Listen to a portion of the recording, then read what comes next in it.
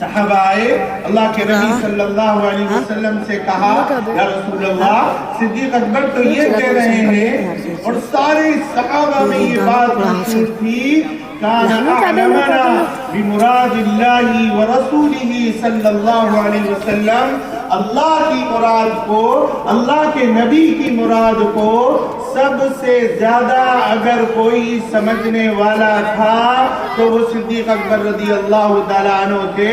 उन्होंने फरमाया वो तुम लोगों में सबसे ज्यादा समझदार हैं। ज़ोहर और असर हुजूर ने पढ़ ली है और अब पसवा ऊँटनी पर आप सल्लल्लाहु अलैहि वसल्लम तशरीफ फरमा हुए। कोई और इबादत 8 घंटों के दरमियान में नहीं है। तो हुजूर ने क्या किया इन 8 घंटों में? आप सल्लल्लाहु अलैहि वसल्लम ने लगाम बाएं हाथ से ऊँटनी की लगाम अपने हाथ में पकड़ी और ये हाथ ऐसे दुआ के लिए उठाया और ये हाथ ऐसा उठता जाता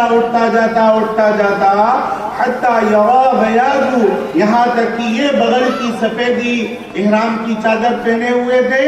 तो जब ऐसे हाथ उठता तो आपका इंतहाई खूबसूरत हसीन जिस्म चमकने लगता नजर आता और बहुत देर तक ये हाथ यूं ही रहा।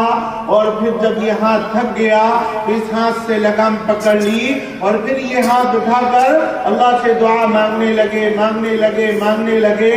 फिर दोनों हाथों को मिलाया और दोनों हाथों से लगाम पकड़कर और दोनों हाथ ऐसे आसमान की तरफ उठते जाते और यहाँ तक कि दोनों बगलों की सफेदियां नजर आई। फिर ऊँटनी से उतर गए और उतर कर खेमे में जाकर नमाज की नियत बांधी, रुकू में गए और सजदे में गए और इतना लंबा सजदा किया। उलमा ने अंदाजा लगाया है, किसी ने 1 घंटे, किसी ने 2 घंटे, किसी ने 3 घंटे, किसी ने इससे भी ज्यादा वक्त लिखा है।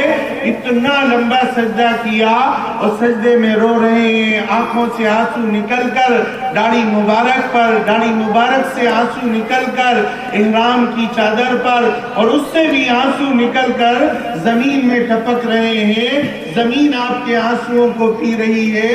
इतना लंबा सजदा किया। उम्मे सलमा को ख्याल हुआ अल्लाह के नबी सल्लल्लाहु अलैहि वसल्लम को क्या हो गया, क्यों इतना लंबा सजदा किए हुए हैं? कहीं आपकी रूह तो नहीं परवाज हो गई?